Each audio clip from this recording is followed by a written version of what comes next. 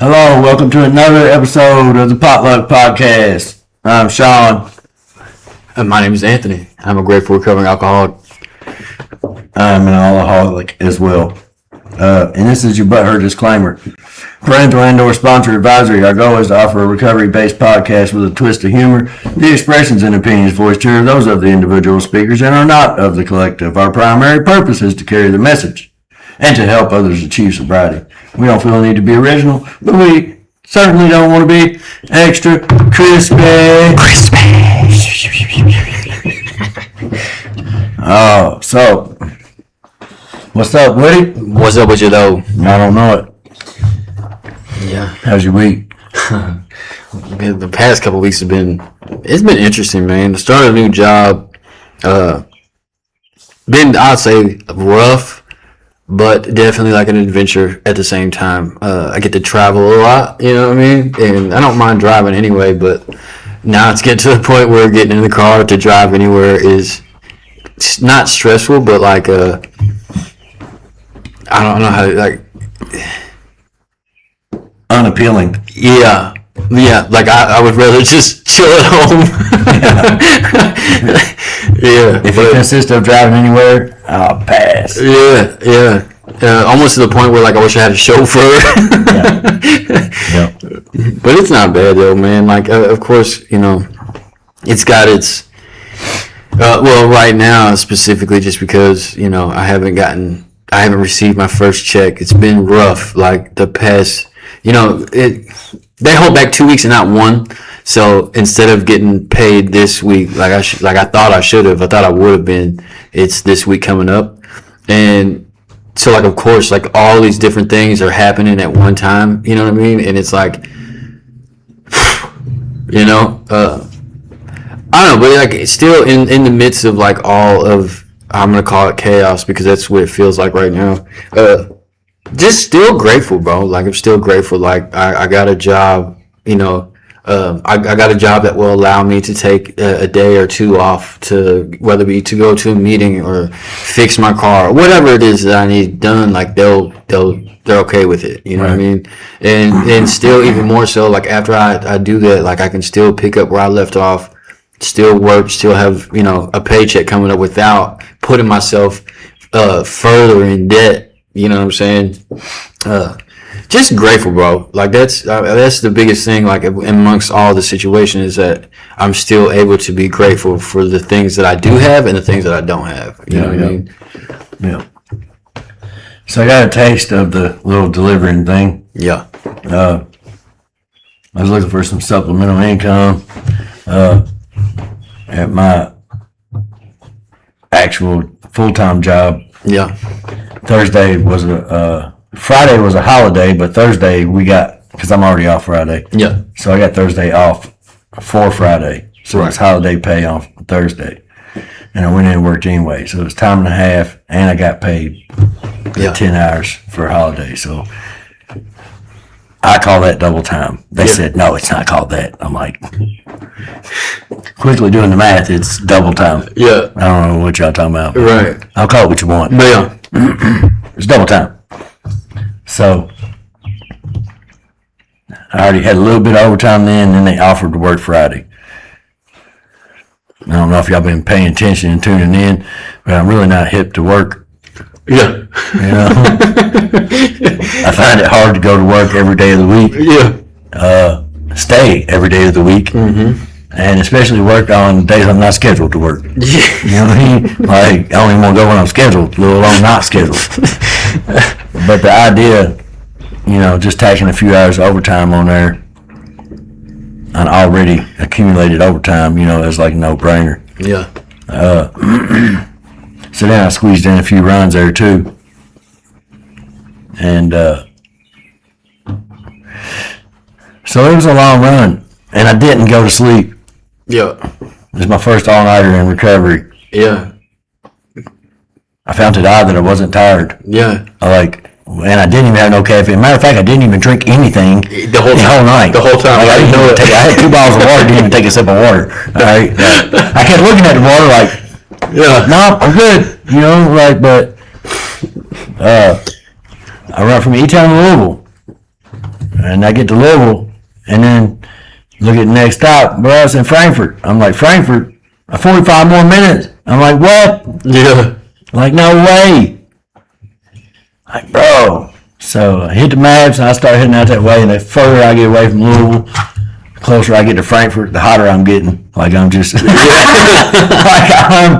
I'm apparently bothered by this, okay? I'm like, so you got to be kidding me. And I just said, thank you, God, like it. Bro, I could feel I probably could hear it too, but I felt like my temperature dropping. You know what I'm saying? I was like, all right, so just continue on, progress down the road. Yeah. Just keep progressing. Oh, yeah. It will end. Oh, yeah. I don't know about what time, but I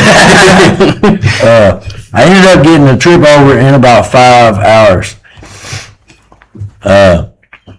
And after I got home, I went to the maps and I ordered all them places in order. Yeah. From where I started to the stop by stop by stop. Yeah. And considering I had a couple blips on the radar, if you will, along through the night, you know what I'm saying? Like it took longer than what it should have. Yeah. But according to maps, that route was 5 hours and 2 minutes. Yeah. It took me 5 hours. Yeah. So.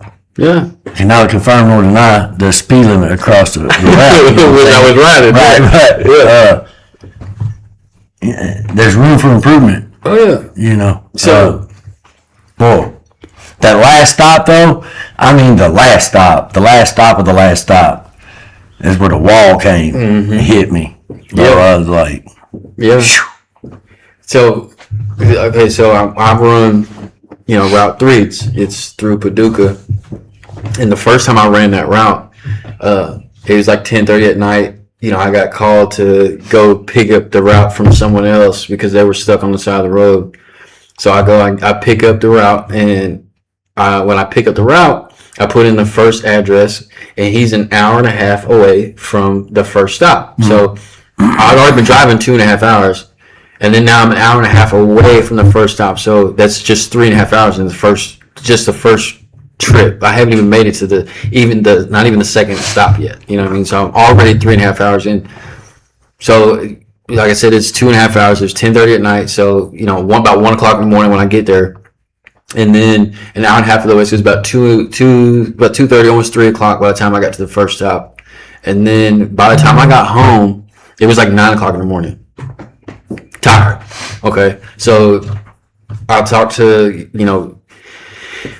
I'm gonna call him supervisor. I'm pretty sure it's like he's where he would be at, you know what I mean? But I talked to him, and he's like, bro, it's not gonna be like that every time. Like once you run it during the daytime, it's gonna be so much easier. So I run it the first night, that night, tired of shit. I go to sleep. I wake up the next day. He's like, bro, I'm gonna give you that day off. I'm gonna might have you just run a couple stat runs, and then we'll start again Thursday and actually have you run the full route. So I'm like, okay, cool. It's perfect because I was tired. 9 o'clock in the morning. I got to get it back up at 2. I wasn't trying to do it. I'm not going to lie. I was not even 2, 1:30. We wasn't really trying to do it. Like, this is my first time actually driving this route. Tired as hell. I'm not trying to do it. So Thursday comes and I run the route.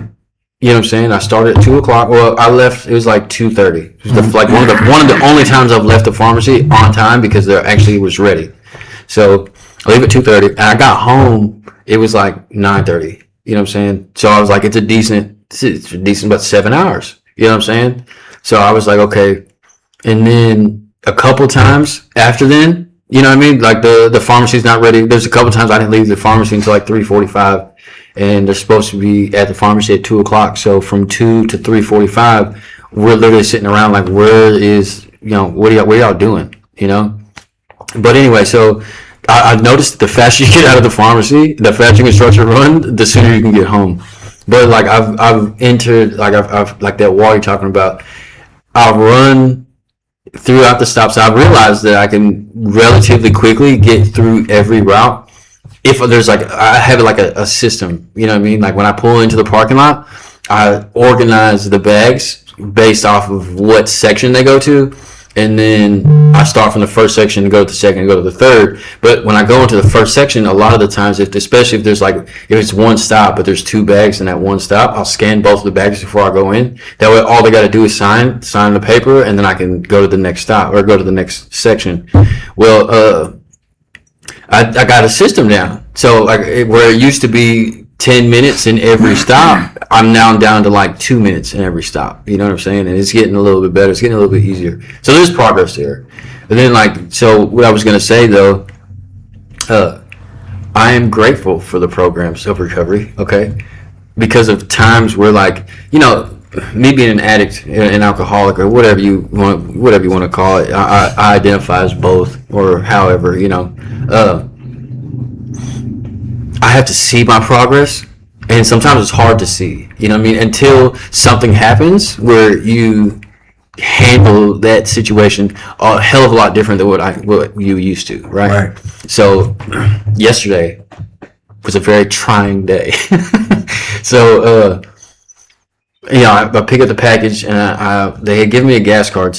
But I had been using it. They gave me a gas card last week, and I have been avoiding using this gas card because I know when I do use it, it's going to come out of my check, and I'm really trying not to take any more money out of the check that I'm supposed to get, because I already have to keep up with the money that I've borrowed from this person, that person, things like that. So anyway, this week I have had to use the gas card just the past couple of days. So I think Thursday I used it the first time, and then Wednesday I used it the first time, then Thursday, and then I used it again Friday, and then Saturday morning I used it.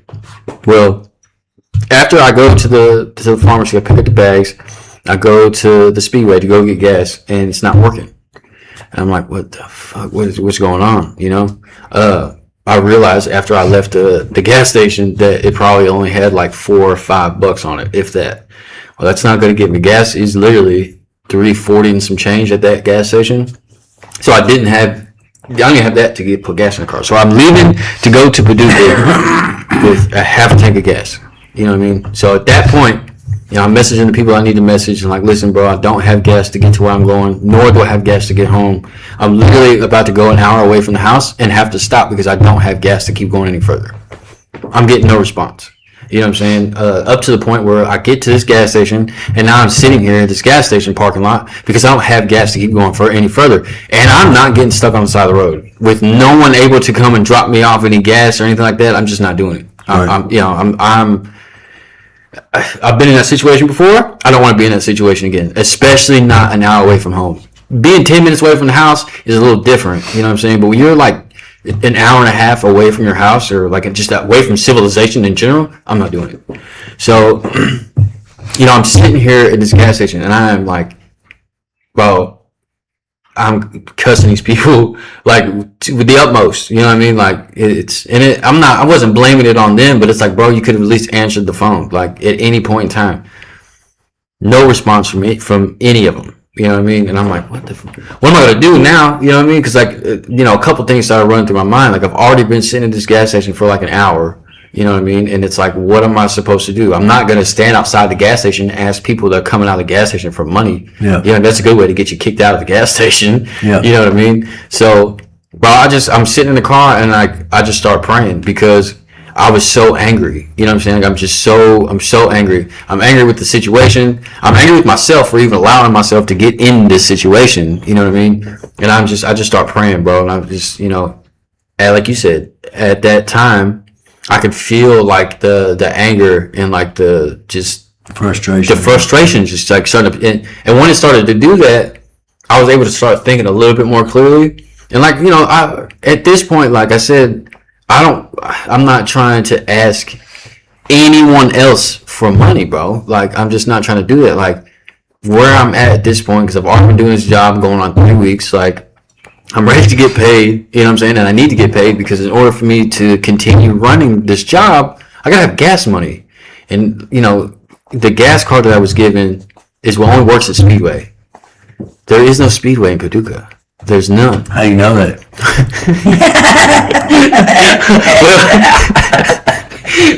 well, other than, driving out there every single day, you can just look on the map just type in gas stations or type in Speedway gas stations specifically in Paducah, and there's not one. The closest one is like either Owensboro or Bowling Green. Yeah. And that's like another hour and a half in the opposite direction. So like the whole time, I'm like, I appreciate the gift of the gas card, but I can't use it.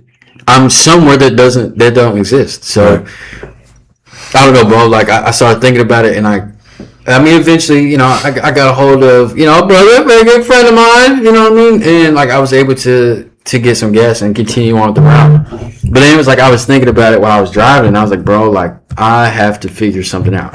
You know what I mean? Like, I can't keep putting myself in a position at this point in time to get stuck somewhere, because it doesn't seem like at that point, like, any of these people would even remotely try to help.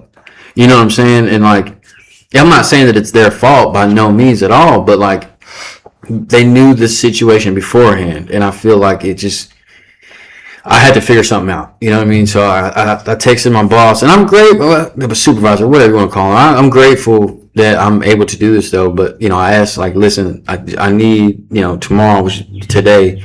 I need tomorrow and I need Monday off, so that way I can figure out what I need to figure out. Make something happen. That way Tuesday, at least, it's not going to be the same result as it has been the past week. Right. You know what I mean? Because like, I already don't like asking people for money or for help in general as it is. Even though like I'm still working the program, and even though like I know that I can ask for help, it's still like that pride thing where, and not just that, but like I've already asked enough people as it is for money. You know what I mean? And so like when I get paid already, like I'm gonna have to pay a couple bills and then turn around and pay these people back for the money that they've already given me. So by that time's up, like I'm still gonna be in the same position as I was before I got paid. Right. And I'm trying to avoid that. You know what I'm saying? I'm trying to avoid that. The whole reason why I took this job was because it was more money, first of all, but it was gonna be a way for me to get back on my feet. You know what I'm saying? And then because I quit my other job on a Monday and didn't work any day that week, there is no check that come behind that. You know what I'm saying? And it's rough. It is rough. But I was able to see the growth at that point because I didn't handle things the way I used to handle. Like originally, like I would have called, left a voicemail, like cussing them all out. You know what I mean? Like I would have lost my job. So what would have happened, because I would have pressed it that much. But I was able to finish the job and ask for these 2 days off, and then attempt to make something happen. You know what I'm saying? That way it won't be in that same position.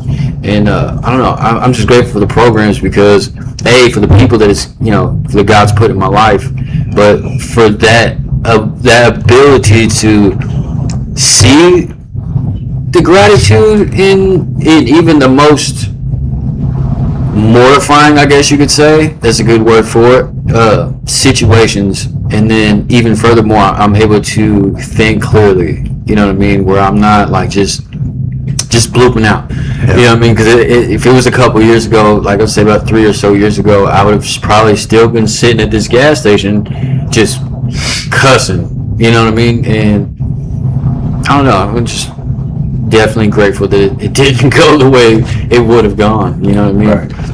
But seeing the progress, that I think it's important that things happen to us so that we do see the progress that we've made, that we are different than what we used to be. And I think that things that when they do happen, we learn next time, you know what I mean? If it happens again, or if a similar situation happens again, we learn how to handle these situations.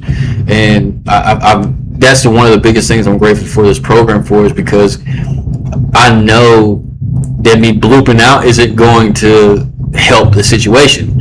So when I pray about it, I'm able to work through it. And it's just, I don't know, this week's been rough, bro. It's been rough.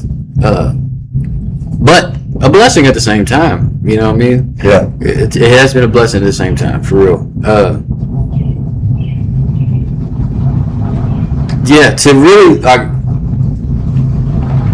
To really cherish the people that you have in your life, Like that's another thing too. Like I took everything for granted. You know what I mean?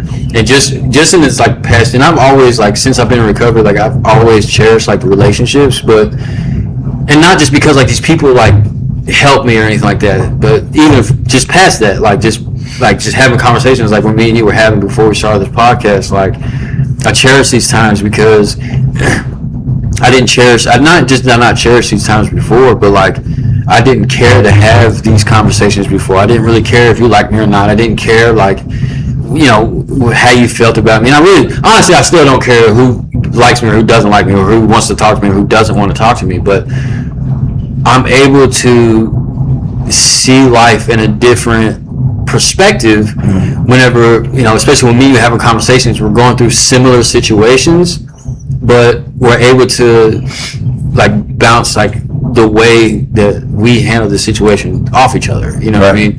And I cherish those moments, bro. Like you really find out like who is really behind you, like who really has your back and like your well-being versus like someone who's just like will just talk to you when you're passing. You know what I'm saying? I don't know, it's beautiful. Well, here's another thing, because it goes right back to the mask.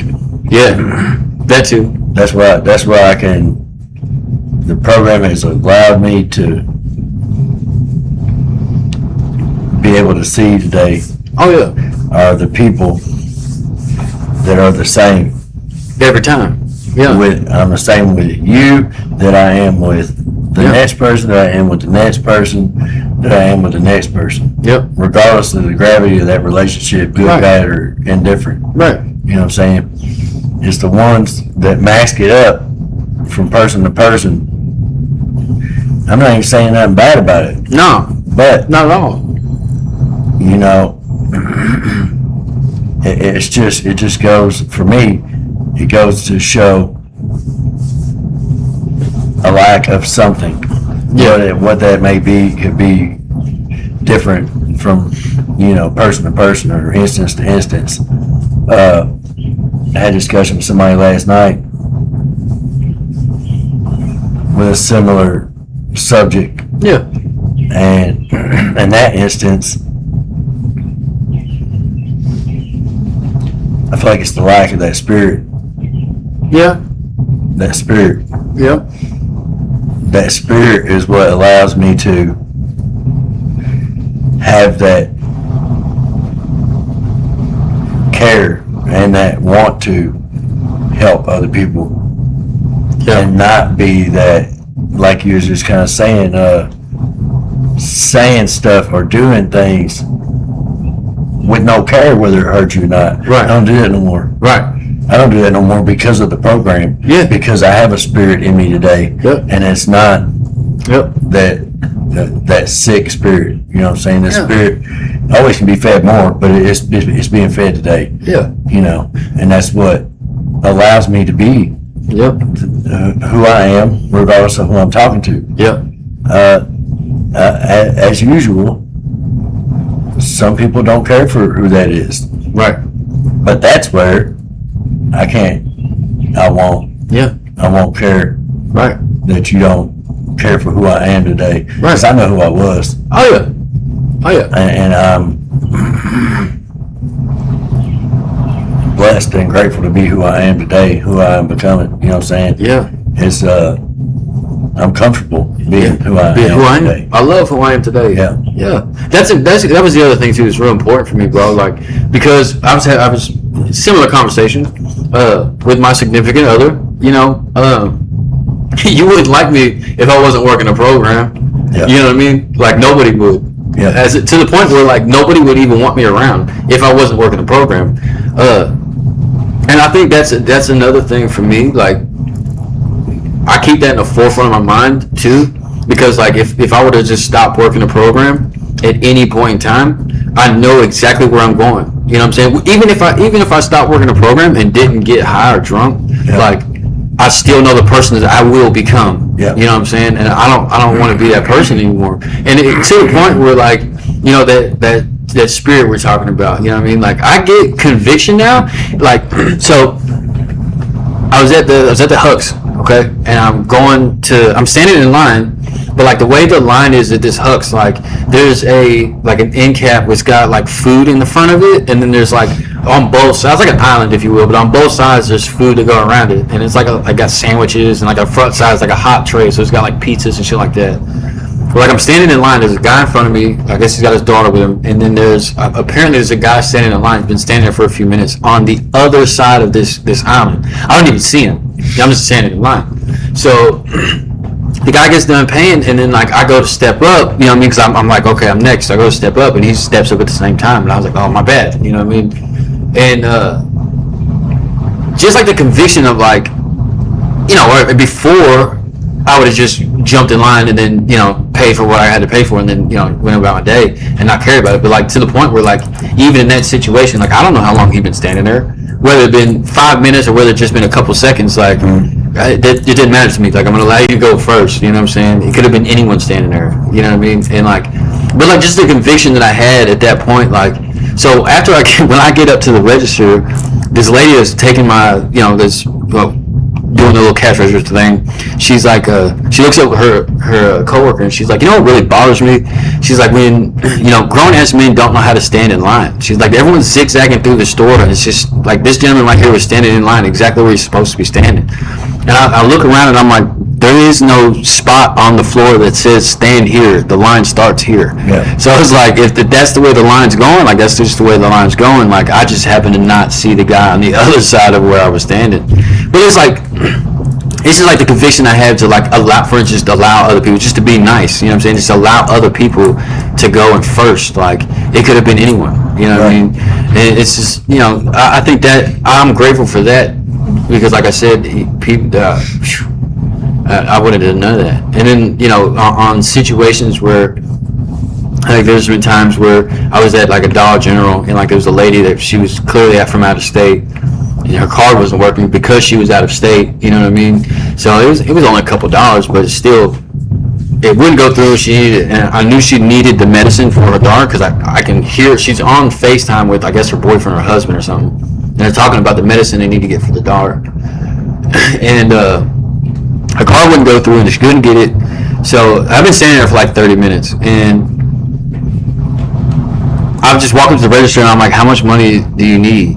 You know what I mean? Because at the time, like I had a little bit of extra money I could help. So I was like, how much money do you need? She was like, it's like $8, I think. So I went ahead and paid for it. She's like, oh, thank you. Let me get your money back. And I was like, no, I don't want your money back. Yeah. Like I'm just, you clearly need the medicine because you know what I'm saying, your daughter's sick. Like you know, go. I don't want nothing back from it. I'm not asking you to, and I really don't even like bringing it up now because I feel like I'm boasting about it, but that's not the case. But the point I'm getting at is like, I feel convicted to help someone.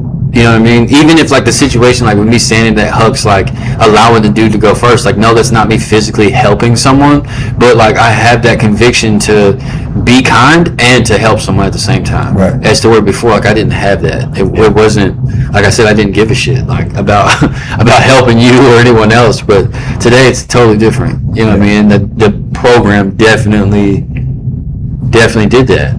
You know what I mean? God did that. Yep. So the other night, it's kind of not. Anyway, so we get food trucks and coffee trucks and iced coffee trucks that comes up to work every other day, every so often. And well, I sit in a chair all day at work. You know what I'm saying? It's but the wallet and the phone was hurting my rear end. Yeah. So I never take my wallet out of my pocket, dude. Yeah. But I just took my wallet out, laid it in the locker right there, and I forgot. I don't ever take it out of my pocket. Yeah. So I go out front on break and go get one of them iced coffee, whatever. I said, man, I ain't even got my wallet. Yeah. And the old girl's like, oh, I get it. I was like, what? I was like, I appreciate it. Yeah. Thank you. Yeah. Okay. I try to learn how to accept gifts. Yeah. It's hard things to do. It's hard, dude. I like helping people, but it's hard to accept things. Yeah. I know how it feels for me to help somebody, and that feels good for me to help somebody. Yeah. And when I'm not accepting a gift, I'm depriving them from them. I'm stealing that from them. Right. So I was like, all right, yeah, okay. So then, I think it was Wednesday or Thursday night. And I really honestly couldn't even tell you for sure exactly who it was that did it. Yeah. Right? Like it was just that quick of an interaction. Right. So then I got iced coffee, standing outside the truck, and I see a girl, and I'm like, pretty sure that was her. You know what I'm saying? Pretty sure that was her. Yeah. So she go to order, and she get two. It's expensive little drinks, bro. Yeah. All right. I mean, not that it matters, but I mean, right. Yeah. And she go pay whatever. Funniest thing is she was gonna pay with a 10. Like it's more than 10, bro. Yeah. I don't know what you're gonna pay with 10, bro. God. I step up there and I went to steak counter. Well, were you paying for yours? Or I was like, no. I said, you got mine the other night. Oh, well, I'm getting two. I was like, okay. You know? So I paid for it. She's like, she tried to hand me the $10 bill. Well, at least take his 10. I said, no, ma'am. I said, leave it for a tip. Yeah. Yeah. And it's not me. I mean, she did leave me a tip. Right.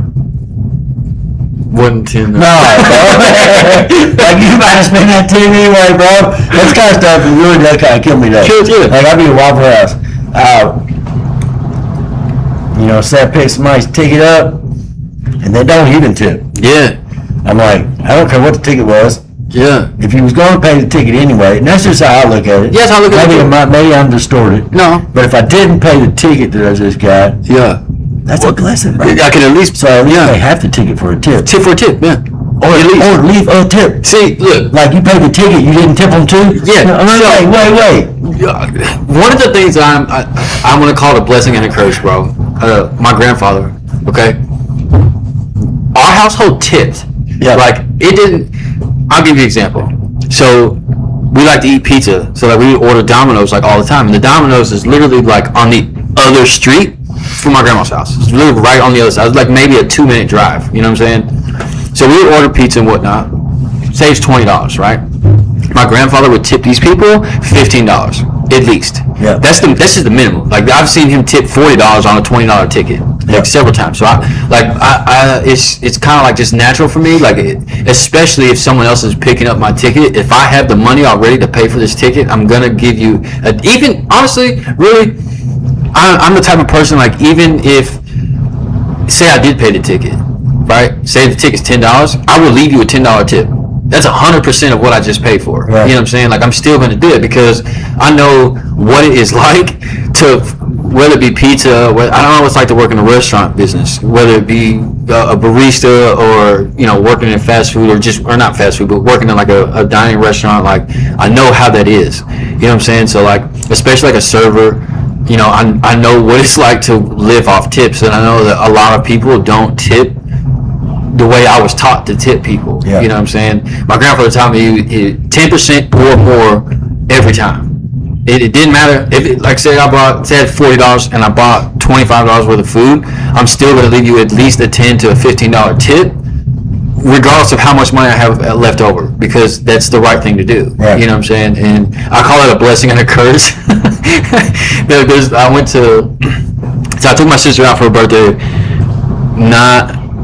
I think it was last year. I took her for her birthday. We went to Olive Garden, and our food was $75, and I left the waitress $50 tip. You know what I'm saying? That's like 80% right there. You know what I'm saying? That's almost the entire bill. And the lady was like, "Well, let me bring you back. I don't want change. That's for you." You know what I mean? And I don't know, bro. Like we come from a different. And I mean, I don't want to say like we come from a different era, because a lot of the times that I've noticed that the people that don't tip are like older than me. You know what I'm saying? And so like it is a different era, but you would think that they were raised differently than what I was raised, and I don't know. It's not the case. Yeah. Yeah. I mean, I've seen several times where like a younger crowd would come into a restaurant, like Waffle House or something like that, and they'll leave a decent tip. You know what I mean? And then I've seen like older crowds come in and like they won't leave shit for a tip, and it's like, bro, how are these people supposed to survive? Like, Yeah, because it's not on their wages. it's not. It absolutely is not. No. What kills me today, though, and only one place comes to mind. I'll tell you, they make sandwiches. You know what I'm saying? And trains underground. Yeah. That's what I'm gonna say. Yeah. Right. And when I pay $20 for my sub, and then you ask me for a tip, we're not doing it. Yeah. I'm not doing it. Yeah. I mean, you're already outrageous, bro. Yeah. $40 for a sub. I mean, for real, bro. Come on, dude. That's what killed me. You know, your employees you only pay your employees what you pay them. Yeah. And you keep racking up the prices of all the items on the menus, right? And you're restricting the customer's ability to even tip. Yeah. Because of the cost of the meals, bro. Yep. You know? I mean, I go to my favorite establishment, and I keep telling them, that's why I can't afford to tip y'all like I want to tip y'all. Yeah. Because you keep changing the menu every month, and that costs money. Yep. You know what I'm saying? Not only does it cost money to change the menu, you're changing the prices on the menu too. Yep. Like, I don't know. I feel for y'all. Yeah. You know, my mama served, she waited tables for all of my childhood. Oh yeah. You know what I mean? All for naught. Yeah. Only for the money that she would make. She'd make good money, you know what I'm saying? Right. But unlike you, I can't say that I always tipped. Yeah. I didn't really start even substantially tipping up to about 10 years ago. Yeah. I mean, no. I say that, and I have always been like that, but like I haven't. And I served too, so I did have an idea. Yeah. You know what I mean? But oh yeah, like I say like I've always tipped, and I did always tip, but it wasn't until I started tipping that I started always tipping. Does that make sense? Like there was a good long period of my life where, especially in the first beginning, like my grandfather showed me that he would tip, he would leave a good tip no matter where we went to eat. He would tip. But I seen it, and I think that's where I picked that up from. But like I would say probably like when I was like 14 or 15, I didn't tip. You know what I mean? Like I seen it, but I didn't grasp the concept of what was going on. Does that make any sense? Like I didn't recognize the fact that these people are living off of these tips. Right. You know what I'm saying? That is their paycheck. That is their paycheck. Absolutely it is. And it's crazy though. So to say that, so my mom, she was a waitress. My aunt still is to this day right now is a waitress. She's actually the front of house manager of one of the restaurants in E-Town. Two of my aunts were waitresses. My mom, two of my aunts were waitresses, and then my cousin was a waitress.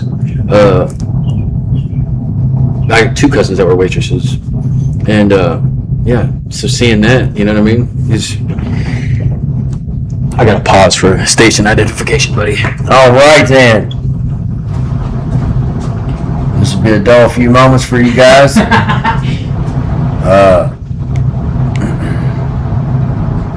So, yeah, comment some topics that you'd like to hear. Maybe some discussion we'll have on them.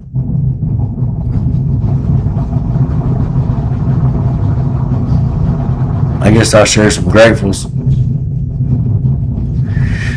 I'm really grateful for the people I've met in the rooms, the ones that, them tried and trues, the consistent ones, the ones that don't change up. They really become rocks in my recovery.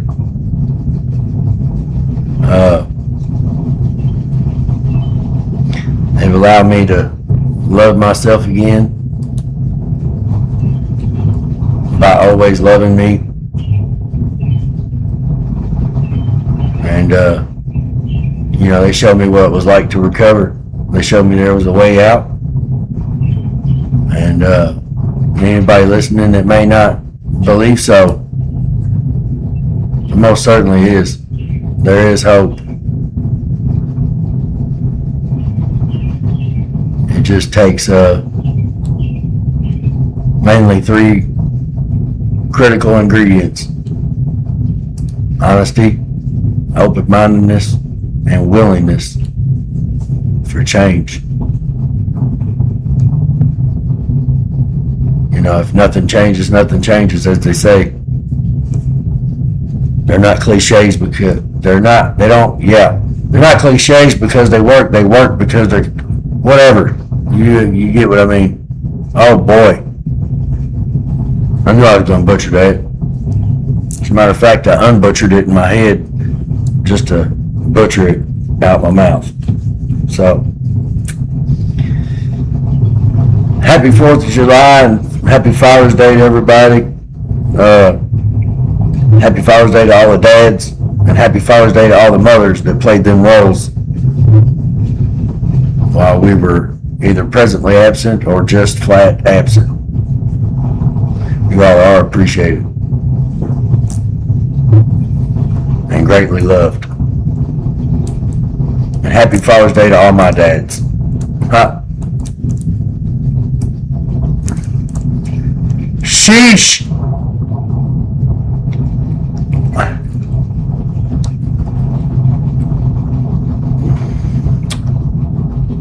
Da na na na da na na. Tell you what, let's read the Daily Reflections, June 21st, Fear and Faith.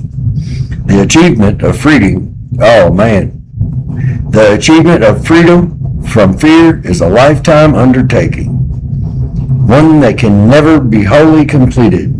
When under heavy attack, acute illness, or in other conditions of serious insecurity, we shall all react to this emotion, well or badly, as the case may be. Only the self-deceived will claim perfect freedom from fear. That comes from As Bill Sees It, page 263. Fear has caused suffering when I could have had more faith. There are times when fear suddenly tears me apart, just when I'm experiencing feelings of joy, happiness, and a lightness of heart. Faith and a feeling of self-worth toward a higher power helps me endure tragedy and ecstasy. When I choose to give all my fears over to my higher power, I will be free. Free. Really free. You got any comments on that? No. It's just me. So, fear and faith. We've had this topic quite a few times since I've been in recovery, and I always find myself almost spending the whole meeting trying to identify things that I'm fearful of. I really couldn't narrow any of them down, other than fear of relapse, fear of, cutting myself off to God or whatnot, my higher power, and come to realize that I fear myself mostly.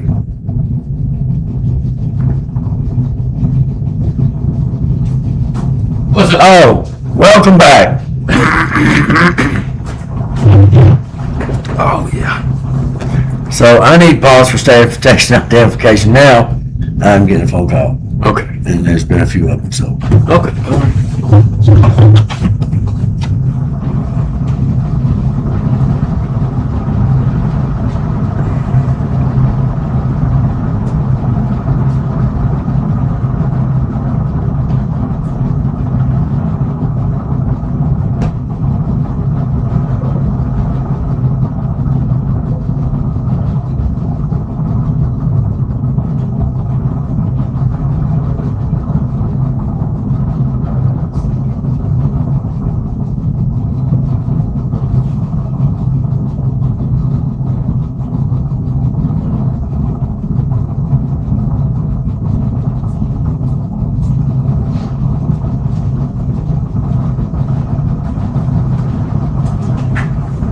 Yeah. And we're back. Yeah.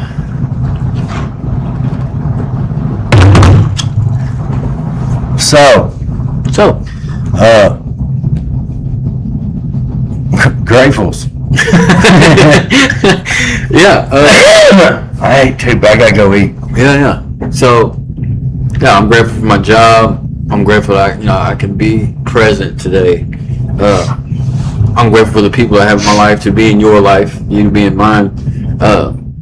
For this podcast, most definitely, and just for the programs, for my sobriety, bro. Like, I'm just grateful. You know what I mean, for everything and for the things I don't have. Right. Literally, you know. Yeah. I just shared gratefuls before while you was paused. Okay. But you know, I'm grateful to know that progress over perfection. You know what I'm saying? Yeah. That's a real thing. You know, I still do. It may be a character defect, but I still do strive for near. I know it won't be perfect, Right. but I know that if I strive for perfection, when it's off, it's not terribly off. Off. Yeah. You know. Yep. But I've been finding myself reminding myself of that frequently.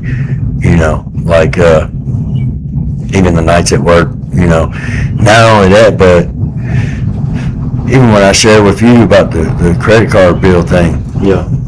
Like I stayed maxed out on that thing for so long, but I stayed at it and I stayed at it and I stayed at it. I just kept paying, and it was never going down. Yeah. But I stayed at it, you know, and I have created a little gap, Yeah. you know, and it is going down. And I'm grateful for the programs because they show me the benefits of not compiling Yeah. and onto any issue, Right. you know, and making things worse, you know. Oh, yeah. It's not going to be better if I go put one in me. It's not going to be better on a credit card bill if I keep spending either. Yeah. You know what I'm saying? So, Yeah. yeah, I'm really grateful for that, man. Yeah. Yeah, and I guess I can say that too. And like, I'm grateful that I'm able to see progression in myself, and then not even just like for me, but like other people. Like things will happen, and like when I notice for myself when I'm starting to grow, whenever I handle these situations differently. You know what I mean? So like these certain situations can happen again, and like I know how to handle myself, and I know how to handle that situation. I'm grateful for that too, because like that shows me a couple things. It shows me the one that like I'm growing first of all, but secondly like I learned from my mistakes, or learn from that situation. And I think it's important for us as like alcoholics or addicts or whatever you identify as. Like, it's important for us to see that, because that allows us to know like we are making progression. Like it doesn't have to be someone pointing out that we're growing for us to realize we're growing. Like we can just see it in ourselves. Right. And I'm grateful that I can see in certain situations, and not just in certain, but in all situations, that I am growing. In fact, and for that progression, like that progress over perfection. You know what I mean? Yeah. Yeah, I'm definitely grateful for that as well. Yeah. Just a reminder, if you're not progressing, you're regressing. Yeah. You're going to go back to that baby state with no hair, wrinkly skin, and no teeth. Boom. Back to crawling. Yeah. Yeah. Yeah. All right, well, like I said, happy Father's Day to you guys. Oh, yes. Happy Father's Day to you mothers that played the father's role. Yeah. Not by choice. No. I know that was the case with my mom for a long time. Yeah. You know, I know of certain situations where, you know, they have to do that. You know what I mean? Whether it be, you know, not by choice, or some shitty situations by choice. Still realizing that like a woman can't teach a boy how to be a man is like the same concept as like a man can't teach a girl how to be a woman. You just can't do that. But they do the best that they can. You know what I mean? You know, yeah, definitely happy Father's Day. This is a special episode because it is Father's Day. To all the fathers and the women that play that father role, happy Father's Day. Absolutely. And we'll close out with the Lord's Prayer. Who put all the hairs on the bears? Our Father, who art in heaven, hallowed be thy name. Thy kingdom come, thy will be done, on earth as it is in heaven. Give us this day our daily bread, and forgive us our trespasses, as we forgive those who trespass against us. And lead us not into temptation, but deliver us from evil. For thine is the kingdom, the power, and the glory forever. Amen. And keep coming back.